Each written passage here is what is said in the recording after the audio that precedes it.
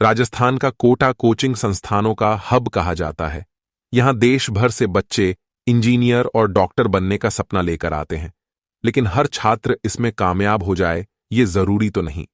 अब विडंबना ये है कि जिन छात्रों को जिस विषय में रुचि नहीं होती, वो भी अपने परिजनों के या समाज के दबाव कोचिंग संस्थानों के चक्कर काट रहे हैं।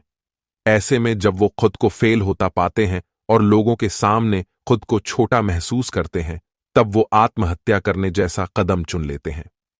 आत्महत्याओं के पीछे का मुख्य कारण अगर ढूंढने निकलेंगे तो पता चलेगा कि परीक्षा में फेल होने का डर नहीं, बल्कि फेल होने के बाद अपमान और तिरस्कार अहम वजह है।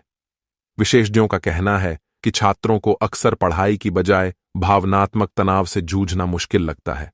अक्सर दूसरों की उम्मीदों का बोझ उनकी खुद की उम्मीदों के साथ जुड़ जाता है, जो छात्रों का अपना उत्साह खत्म कर देता है। इसके अलावा कोटा के कोचिंग संस्थानों में एक के बाद एक व्याख्यान, परीक्षा, अपने साथियों से आगे निकलने की निरंतर दौड़ और पाठ्यक्रम के साथ तालमेल बिठाने की कोशिश करते करते कई छात्र हार मान जाते हैं। विशेषज्ञों का यह मानना है कि हमें यह स्वीकार करना होगा कि जेईई और एनआईटी बहुत कठिन परीक्षाएं हैं, जिसके लिए हर बच्चा तैयार नहीं होता। लेकिन कुछ माता पिता अपने बच्चों को इसे हासिल करने के लिए जबरन कोटा भेजते हैं, क्योंकि वे चाहते हैं कि उनके बच्चे डॉक्टर या इंजीनियर बने। इसके चलते बच्चे अक्सर इस चिंता में रहते हैं कि परीक्षा में सफल नहीं होने पर वह क्या मुंह दिखाएंगे। यहां पर एक बात ये ध्यान देने वाली है कि हमारे समाज में ज्यादातर माता पिता को लगता है कि उनके बच्चे के कोचिंग सेंटर में दाखिला लेने के बाद उन्होंने अपना कर्तव्य पूरा कर लिया है, क्योंकि उन्होंने फीस का भुगतान कर दिया है। एक रिपोर्ट के मुताबिक छात्रावास में रहने वाले केवल 25% छात्रों के माता पिता हॉस्टल के केयरटेकर से बात करके अपने बच्चों के बारे में नियमित पूछताछ करते हैं, जबकि बाकी 75% 2-3 महीने में एक बार पूछताछ करते हैं। आज की इस वीडियो के माध्यम से सुनिए कि कोटा के एक छात्र ने अपनी आत्महत्या के पहले अपने माता पिता को क्या लेकर लिखा, जो हर छात्र और माता पिता को सुनना चाहिए, ताकि किसी और छात्र की जिंदगी बर्बाद होने से बच जाए। छात्र ने लिखा कि प्रिय पापा और मम्मी, आज आपकी बहुत याद आ रही है। कोटा में सब कुछ अच्छा है, बस यहां पर खाना अच्छा नहीं मिलता। मिस वाले बहुत तेल और मसालेदार खाना बनाते हैं, कई बार तो रोटियां भी कच्ची ही दे देते हैं, लेकिन ये सब ठीक है। आखिरकार कुछ बड़ा करने के लिए कुछ तो तकलीफें सहनी होंगी। माँ हमेशा कहती थी ना कि कुछ पाने के लिए कुछ खोना पड़ता है, तो मुझे आप दोनों का सपना पूरा करना है, वो मैं करके रहूंगा। कई बार आप लोगों की याद में रोना आ जाता है, किताबों में टप टप कर आंसू गिरने लगते हैं। मेरा रूममेट मेरी हंसी उड़ाता है, बोलता है कि क्या ये बच्चों की तरह रोना धोना लगाए रहता है। अब बताइए, अभी मैं 10वीं ही तो पास किया हूं। मुझे अभिनव की बहुत याद आती है। हम घर में खूब क्रिकेट खेलते थे। मैं उसका बड्ढा भाई हूं, लेकिन हम दोनों दोस्त की तरह रहते हैं। अभिनव को खूब खेलने कूदने देना मां और बाबूजी, उसके हिस्से की मेहनत मैं यहां पर कर रहा हूं। कोटा शहर बहुत खूबसूरत है मां, मेरा मन भी बहुत लगता है, मगर एक खामोशी है यहां पर जो रह रहकर शोर मचाती है। उस खामोशी को मैं बहुत गौर से सुन पाता हूं। मां, ये शहर सुबह सोता और पूरी रात जागता है। आप सोच रही होंगी कि अभिषेक क्या बोल रहा है। हां मां, यहां पर लड़के सारी सारी रात पढ़ाई करते हैं, सुबह देर तक सोते हैं, फिर सुबह कोचिंग निकल जाते हैं। यही जीवन है यहां का। चाय की दुकान में कुछ देर हंसी ठहाके देखने को मिलते हैं बस। मां, यहां पर अकेलापन मुझे परेशान करता है। हर लड़के को तो आईआईटी क्रॉस करना है। यहां पर लाखों बच्चे हैं और सिलेक्शन कुछ हजार का होता है।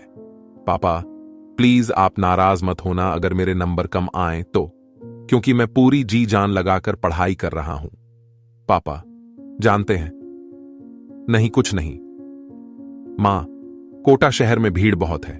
यहां पर दूर दराज से लड़के आकर पढ़ाई करते हैं। यहां की सड़कों पर आपको कागज बिछे मिलते हैं। यहां पर लड़के मां सिगरेट और बियर भी बहुत पीते हैं। लेकिन आप ये मत सोचिएगा कि अभिषेक भी पीता होगा। मैं तो बस आपको यहां का माहौल बता रहा हूं। मेरे लिए सब नया है ना। मां, 10वीं में 70% ही ला पाया। तब आप दोनों खुश तो हुए थे, मगर मुझे लगा कि आप पूरी तरह से खुश नहीं हैं। मां, मैं जानता हूं कि सीबीएसई बोर्ड के लिए ये नंबर कम है। दिल्ली यूनिवर्सिटी की कट ऑफ तो 97% तक रहती है। फिर भी पापा ने मेरी भलाई के लिए मुझे कोटा में दाखिला दिलवा दिया। यहां पर मैं अकेला हूं मगर खुश हूं। 10-10 घंटे पढ़ाई भी करता हूं मां। रात में भूख लगती है तो बेसन के लड्डू खा लेता हूं। बाबूजी ने कहा था तो सत्तू ले आया था बाजार से। रात में कभी कभार तो पानी में मिलाकर पी लेता हूं, उससे भूख नहीं लगती। मां एक बात बोलूं, आपकी याद बहुत आती है। हर सुबह आपकी डांट से होती थी, फिर दिन में पापा की फटकार, शाम में अभिनव से तू तू मैं और रात के सब साथ खाना पीना खाकर पापा का सुविचार सुनना। मां और पापा ये तो रहे मेरे हालचाल, मगर मैं आपसे कुछ कहना चाहता हूं। अभिनव को कभी कोटा मत भेजना। वो क्या है ना कि एक लड़का आईआईटी कर रहा है, दूसरे को उसकी जिंदगी जी लेने देना। मैं जानता हूं आप वो मां बाप जिन्होंने कभी अपनी मर्जी नहीं थोपी। आपके कहने पर मैं यहां जरूर आया, मगर मन तो मेरा भी नहीं था। लेकिन मैं अपने छोटे भाई को कभी कोटा नहीं पढ़ने भेजना चाहता। वो बहुत अच्छा पेंटर है और शतरंज का माहिर है। उसको पापा पेंटिंग या स्पोर्ट्स में आगे कर दो। अभी वो छोटा है, अगर हम अभी से उसको मकसद तक पहुंचाएंगे तो बहुत आगे बढ़ जाएगा। मुझे लग रहा है आपके आंसू बह रहे हैं, आपको मुझसे ज्यादा मेरी याद आ रही है। मैं जानता हूं मां कभी कभी मेरे बारे में सोचते सोचते चुपचाप रोने लगती है। पापा तो सुपर हीरो हैं, वो कभी नहीं रोते होंगे क्योंकि उनके आंसू आंखों ने नहीं दिल से झरते हैं, और दिल से झरने वाले आंसू दिखते नहीं घाव करते हैं। अभिनव मेरे भाई, तुम कभी कोटा नहीं आना। मैं नहीं चाहता कि तुम भी मेरी तरह दिमागी रूप से परेशान हो जाओ। मैं यहां सिर्फ और सिर्फ पढ़ाई करता हूं। अकेला हो गया हूं, मोबाइल है नहीं तो कई दिनों से ये लेटर लिख रहा हूं। जब मौका मिल पाया था तब भेजा।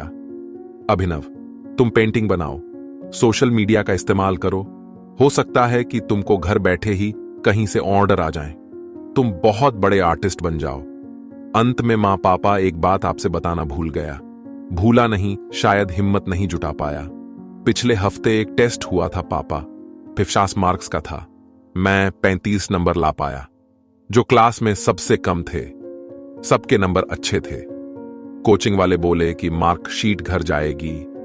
शायद अब तक पोस्ट भी हो गई होगी, लेकिन उससे पहले मैं आप सभी से माफी मांग रहा हूं। मां पापा, आपका सपना अब अभिनव पूरा करेगा। मैं उस लायक नहीं बना।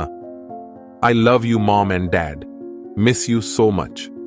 अभिनव, तुम रोना नहीं, बस ये सोच लेना भैया का सपना भी तुमको पूरा करना है। अलविदा।